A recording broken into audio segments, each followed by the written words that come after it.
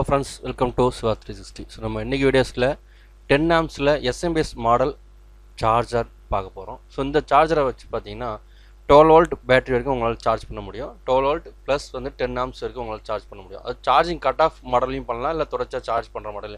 So ரெண்டு டைப்லையும் வந்து பார்த்தீங்கன்னா இதில் வந்து கொடுத்துருக்காங்க. ஸோ அதனால் இந்த வீடியோவை ஸ்கிப் பண்ணாமல் கடைசி வரைக்கும் பார்த்தீங்கன்னா தான் உங்களுக்கு ஃபுல் புரியும். ஸோ ஃபஸ்ட்டு பார்த்தீங்கன்னா நம்ம அன்பாக்ஸ் தான் பார்க்க போகிறோம். இதில் ஃபுல் ரிவ்யூஸ் வந்து ரெகுலராக அடுத்த வீடியோஸில் நம்ம பார்க்கலாம். ஸோ அன்பாக்ஸில் வந்து நான் எப்படி ஃபிக்ஸ் பண்ணி ஒர்க் ஆகுதா அப்படின்றத உங்களுக்கு நான் செக் பண்ணி காட்டிடுறேன். பார்த்தீங்கன்னா ஃப்ரண்ட்டில் வந்து ரெண்டு சுவிட்ச் இருக்குது. ஸோ ஒன்று வந்து பார்த்தீங்கன்னா 6 வோல்ட் அண்ட் 12 வோல்ட் இந்த 2 வோல்ட்டுக்கான பேட்டரிஸ் வந்து இங்கே யூஸ் பண்ணலாம். இன்னொன்று வந்து ஆட்டோமேட்டிக் சார்ஜ் வந்து பண்ணும், இன்னொன்று வந்து ஸ்பீட் சார்ஜ் அப்படின்னு சொல்லிட்டு ஒரு சுவிட்ச் இருக்குது. பேக்கில் பார்த்தீங்கன்னா ஒரு ஃபேன், ஸோ ஒரு power adapter, so 2 clip. So இதுதான் வந்து இது டோட்டலோட வெயிட் வந்து பார்த்தீங்கன்னா இது எஸ்எம்பிஎஸ்ன்றதுனால வெயிட் ரொம்ப கம்மி.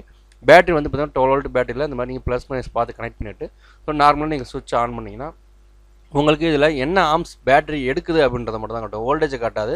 ஸோ பேட்டரி ஆம்ஸ் எவ்வளோ எடுத்துகிட்டு இருக்கு அப்படின்றது வந்து உங்களுக்கு காட்டும். நீங்கள் ஆன் பண்ணிவிட்டு அதுக்கப்புறமா பேட்டரியில் கனெக்ட் பண்ணிங்கன்னா உங்களுக்கு ஆம்ஸ் எடுக்க ஆரம்பிச்சிடும். ஸோ பேட்டரி வந்து சார்ஜ் வந்து ஃபுல்லாகிடுச்சுன்னா 0 ஆகிடும். அது வரைக்கும் பார்த்தீங்கன்னா ஆம்ஸ் ரேட்டிங்கில் உங்களுக்கு போட்டுருக்கு. இப்போ பார்த்தீங்கன்னா தெரியும் 3.4. ஸோ அந்த ரேஞ்சில் வந்து இப்போ ஆம்ஸ் வந்து அது பேட்டரி வந்து எடுத்துகிட்டு இருக்குது. பேட்டரி ஃபுல்லாக ஆட்டோமேட்டிக்காக என்ன பண்ணணும், அது வோல்டேஜ் வந்து நமக்கு குறைச்சிட்டே வரும். அது மாதிரி 6 வோல்ட்னா 6 வோல்ட் பேட்டரி வைங்க, 12 வோல்ட்னா 12 வோல்ட் வைங்க, மாற்றி வைக்காதீங்க.